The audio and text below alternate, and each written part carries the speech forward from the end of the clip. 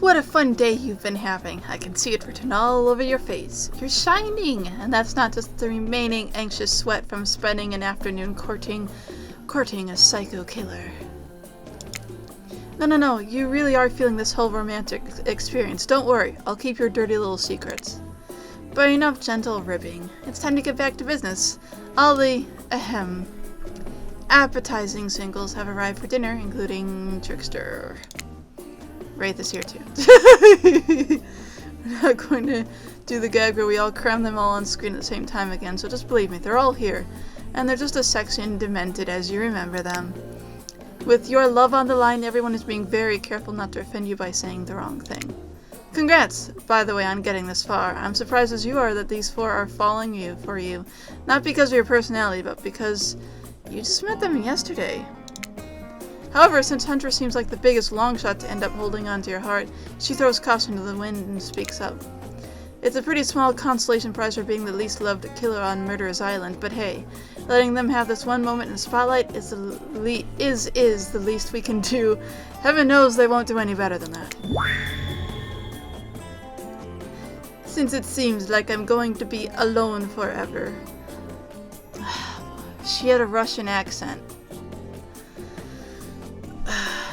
Since it seems like I'm going to be alone forever, I'm focusing on myself. I have hobbies of my own, you know, besides stealing, kidnapping, and killing. Cooking is my passion. I'm not doing a good accent, I'm sorry. It's been a minute since I last played. Tonight, we will be feasting on succulent squirrel appetizer, with roasted elk as the main served with a side of mushrooms. That's actually okay, it's better than human. Those mushrooms are probably poisonous. And elk, huh? My revenge for the elk that killed her mother? If I had a nickel for every revenge-obsessed killer on this island, you would have 4. Probably. Maybe just 3. I'd have some number of nickels, certainly more than a few. I personally hunted, killed, and skinned and prepped our meal. I even picked the mushrooms myself. Oh, they're definitely poisonous. And cheesecake for dessert. What, not Russian enough? I'm not one-dimensional, you know. Dinner will be served shortly, but certain power brokers would like to know about your day. Would you like to share your day with the rest of the group? You had an interesting day, that's for sure, but how will you describe it to the others? Say too much or too little and it could affect your standing with the group. Okay, but don't just sit there and say nothing. Nothing is not an option.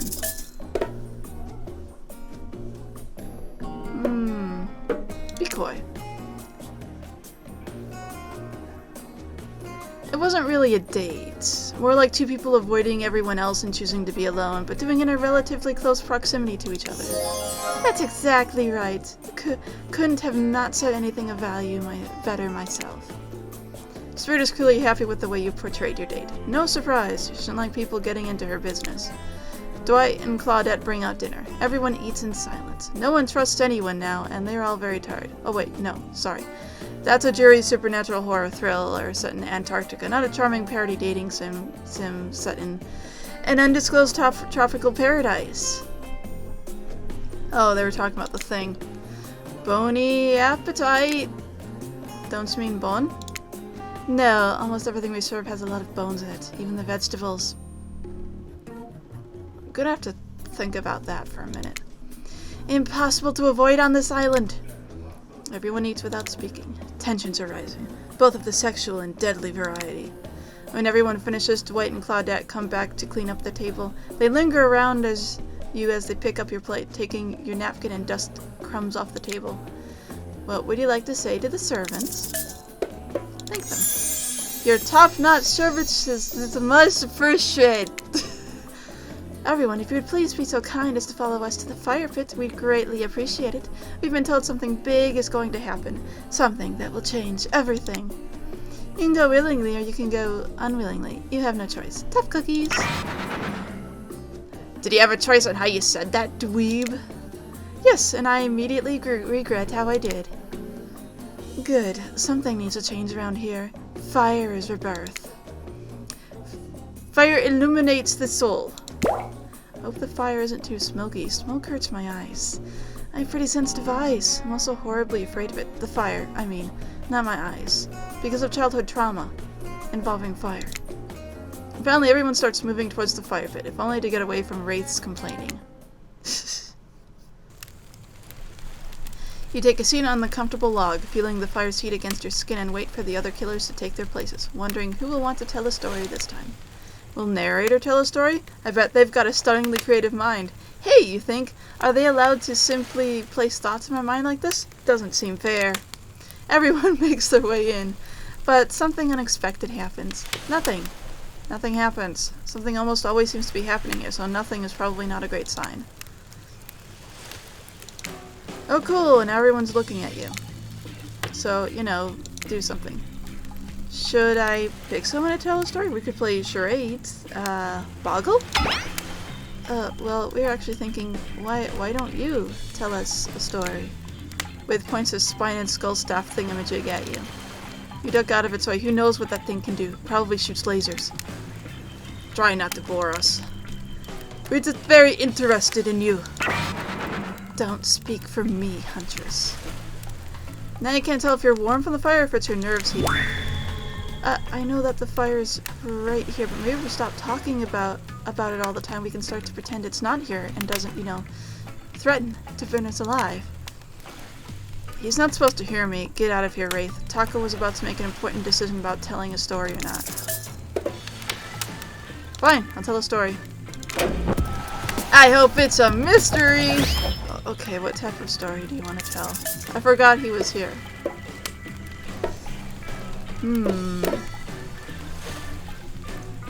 Sure, let's go with romance. I'll tell a romantic story. About two lovers who take poison together and die, foaming at the mouth. About two strong hunters who meet when they both try to bludgeon the same wily Wolverine. Not quite. It's about my parents. They met at a party in college. He was hosting. She'd been dragged there by some friends. They couldn't have been more different, and yet, as the night went on, they were drawn to each other. I thought we couldn't remember anything. She made fun of his taste in music, and he took an interest in her major, women's studies. They were married within 2 months. Bit soon to know if you can trust someone, don't you think? It's so sweet. Exactly, I learned a lot about love from them. If you know, you know. Some people don't need years to get acquainted with their partner. Love could spark from a mere look across the campfire. Now you've got their attention. Each killer is furiously attempting to catch your eye from across the fire pit. Except for Trickster, who has wandered over to the bar and is loudly playing his own music on headphones to drown you out. Okay, that was not a very good story. Don't mean to insult you, but it was actually quite bad. Sorry, but this narrator keeps it real. We can't just end there. So who else would you like to hear a story from tonight? Look from killer to killer, trying to decide who might be the most entertaining. I mean, it's gotta be Spirit again. I'm gonna get killed by the other killers because I'm focusing too much on Spirit. But I do... Spirit's story was really good last time. I suppose I could tell a story. I don't really want to, but anything I say is sure to be better than whatever you get out of anyone else in this group. Like all good stories, I stole this one from someone in the past who is dead now and can't do anything about it. It's called the I suppose, the fiancé. One winter, a young couple decided that the next spring they would be married. The two were madly in love and could not wait for the snow to melt so they could join in matrimony and unite their souls for eternity. Per the latest bridal trends, they decided to have their wedding ceremony at the edge of the woods, by a beautiful shabby chic farmhouse. Together, they spent months planning the details of the wedding. The two created invitations, figured out the seating arrangements, and tasted 100 cakes before settling on the perfect one. It was de la Coy, by the way. Still fancy. When it came time to figure out the decorations, however, the the fiancé, I guess, since she wasn't actually married yet, wanted to take the lead and set the style. After all, her boyfriend had been wearing cargo shorts and open-toe sandals for pretty much their entire relationship, so he was definitely not to be trusted. Having decided on such a lovely natural setting for the ceremony, the fiancé decided that she would create a unique floral arrangement from the local wildflowers that surrounded the farmhouse. As soon as the sun rose on the first day of spring, she set off into the woods. Each day she spent hours mapping out where the best blooms could be found, and prepared to pick them herself the morning of the wedding, so they'd be at the height of their freshness and beauty. Enamored with the incredible variety of flowers in the woods, she surveyed the the fiancé, since they had not yet been married, became obsessed with knowing just how many there were, so that she could choose the absolute best. When the fateful morning of her big day finally came, the fiancé told her husband-to-be that she had one final errand before the wedding. Excited for the ceremony to come, she dressed in her beautiful white gown and set off into the woods to gather flowers. Treading carefully, she followed her route, selecting only the best stems and collecting them in a basket. However, when she came upon a once familiar clearing, something was not as she expected. Somehow it was more beautiful now than it had ever been before, and just on the edge of her view was a new bush filled with blossoms so vibrant and colorful she became dizzy just by looking at them. But the fiancé ignored her sudden spell and pressed ahead, scooping up flower after flower, and every time she did, she noticed just further ahead, and possibly even more beautiful blossoms. Carried by the sweet fragrance of spring air, the fiancé crept further and further into the woods until she turned a corner, stepped over a mossy fallen tree trunk, and realized she had been here before. But this wasn't the clearing she remembered, at least not how she remembered it.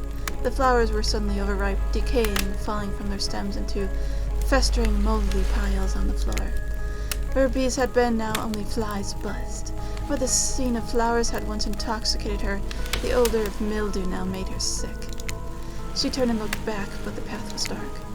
Into a shadowy glen she walked and walked and walked. That day, as guests gathered at the farmhouse, the fiancé was nowhere to be seen. Her friends and family and love began to look for her, but to no avail. They searched the pasture, the tree line, and into the forest, but there were no beautiful wildflowers or young lovers to be seen. Just old, dead trees, trampled vines, and moss-covered rocks. The fiancé stayed a fiancé for eternity, always wandering, looking for fresher blooms to clip, but never finding them. Distracted by a never-ending search for perfection, unable to see that you are loved for who you are. Out there, all alone. I thought it was beautiful and sad. Just like someone we know. How was story time? A lot of people like to take pot shots at sequels, but I think every good story deserves a follow-up. When you think it's the end, the sequel is almost never as rewarding as the original. That's why I'm a much more fan of the episodic style of storytelling. Knowing it's a series takes a lot of pressure off any individual installment, and builds a greater sense of community between audience and creator. Tell me, Taco, if you could delete any sequel from existence, what would it be? Don't answer that. We don't actually care. We're just here to make sure that we seamlessly move on to the next segment of the evening. God forbid my small talk get in the way of a romantic Twilight moment. And I'm not having any different voices between these two, because I see the coloration of their words here, and I don't see enough of a difference to realize that someone different is talking. Dwight, I'm gonna need you to shut your yap trap. You know that we need to get back to that thing we do whenever we're not on screen. Oh, okay. You have fun tonight and try not to, wink wink, end up dead. Why did you say the words wink wink out loud, and what kind of double entendre are you getting at with the end up dead thing? Dwight is physically incapable of winking, not since the accident. And you do know that all of these people are despicable criminals with double-digit kill counts, right? Well, except for Spirit, she really doesn't belong here. She's strictly a victim, not a perpetrator. No wonder she's pissed. Well, actually, I mean, Huntress, yeah, has killed people, but that's more of a misunderstanding on her part. Trapper is intentionally killing people because he's a jerk. Wraith is getting revenge on the people that used him to destroy bodies. He's also more of a victim. What do you say we take this talk to the hot tub so I can soak this bod while I roast that ghost with some killer hot takes? Please, enough talk of burns, things that are lit or getting blazed. It's enough that these activities have to be set next to a literal fire. Must I be surrounded by figurative flames as well? What if we turned and ran as far away from this place as we could? Just you and me. And those spindly legs, you probably tired before you got too far. If it's running away to some place more secluded, Taco is after. They should obviously join me. Have you seen these legs? Pure power. Not that my walk speed really reflects my giant stature, but that's because I choose to move slowly for stealthy reasons. It's my own choice, and it is completely logical. Why is everyone so obsessed with comparing themselves to each other and creating drama? I'm so over all that. Don't you get it? Society wants to trick you into fighting with each other so that corporations can swoop in and sell you fake solutions to all your fabricated problems. I'll be sitting in the shade and drinking something locally sourced while thumbing through a public domain novella printed on recycled paper because I refuse to play their game anymore. It's like she's actively trying to be as unappealing as possible. Does it really turn anyone else on, or just me? Does this really turn any... Oh, so what? He's being turned... Okay. Despite Trapper's insatiable appetite, it seems his attention, along with everyone else, is still on you. For the moment. If you could, I don't know, just pick one of us, maybe we could all move on with our lives, or, you know, some special projects we might have going. You heard him. Who will it be? Will you head off with for the evening activity? I'm just saying, you may not get a ton of chance to date around like this before your time on Murderer's Island comes to a close. And no, I'm not satisfied with that name either, but this streaming reality TV dating show boom is happening. It's pretty much all that wasn't taken. Which killer will you pick? And yes, we're back to excluding Trickster because, ugh, that guy. I mean, I've been going with Spirit, so let's go. Spirit? You picked me. Yay. Sorry, that was rude of me. I despise phoniness, so I should be honest with you. You make for interesting company, and I love the idea of winning over these other killers at all costs. Even when I hate the game and the prize, but I had a moment. Floating, subverting expectations, grinding my teeth as I imagine my sweet revenge. It takes a lot out of me. So don't stop bringing your A game, alright? It might seem like I hate everything, and getting to really know who I am is an impossible task, not worth trying, but too bad. You won't know unless you search deep inside yourself and bring everything you've got. I'll just say the exact right thing at the right time and melt my cold heart in an instant. I don't know the rules here any better than you do. See you at the bar, I guess. You arrive at the bar to find Dwight and Claudette both holding cocktail shakers surrounded by a bevy of bottles for assorted boozes. Who's ready to get wasted? Well, I don't drink, so not me. You really don't drink? Ever? Is that like because it'll fall out of a hole in your stomach thing, or... I don't drink alcohol because alcohol is poison of the body and the mind, and I don't need to act like a fool to have a good time thing. Why do you choose the mixology lesson as your romantic nighttime activity? Everyone knows this kind of day is just an excuse to get loaded up on booze and make terrible decisions. It's true. Not a single person's ever learned anything at one of these things. Dwight, now that's not true. You learned how to tie a cherry knot in a stem using only your tongue. Well, who ordered the soda with the splash of my private business? Because that's off menu. Well, I know what I'm drinking to forget tonight. Mixology is a real thing, and it doesn't require alcohol to be interesting. I'll have you know, all know, that I worked at a restaurant before I was violently executed. By your father. On whom you will have your bloody vengeance. Right. Well, so be it. How about you, Taco? Do you drink? I don't actually drink. I got the impression that tonight will be a night I want to remember perfectly. So I'm gonna pass on the alcoholic drinks. Here. Alcohol's a false escape. Besides, it's not like sober people can't have fun. He watches Spirit picks up a plump cherry and roughly stabs a little plastic sword through it. Cherry juice splatters everywhere, and its fruity little guts flop out onto Spirit's lap. Oopsie. One of the upsides of wearing black. It hardly shows stains. No take backsies. So, lovebirds, what drink shall we make? Dark and stormy. How about a dark and stormy drink for my dark and stormy date? Okay, that one is cute. Please allow us to demonstrate how a dark and stormy is made. First rum, or in this case rum extract, and a bit of apple juice is poured over the ice. And then fresh ginger beer is added in, garnished with a lime wheel, and drink. The end. You think you're up to the challenge of replicating this recipe, Taco?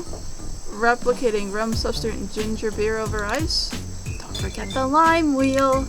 Rum substitute and ginger beer over ice with lime wheel. Not sure I appreciated your tone, but yes, you got it. You're a natural. A sassy natural. You and Dwight might have more in common than... Don't you dare.